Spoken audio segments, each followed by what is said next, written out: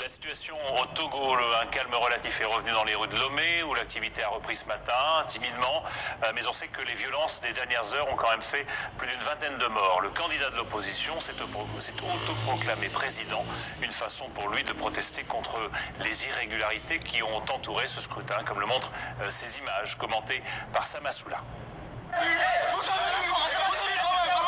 Ils n'en reviennent pas.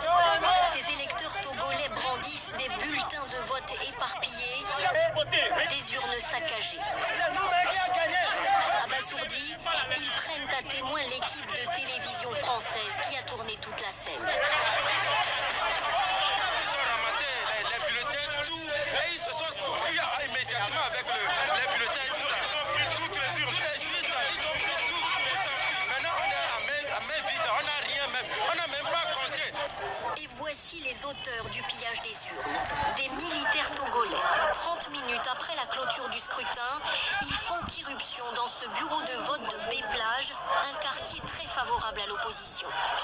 À coups de bâton et de gaz lacrymogène, les militaires chassent d'abord les électeurs qui assistaient au dépouillement avant de s'enfuir avec les urnes.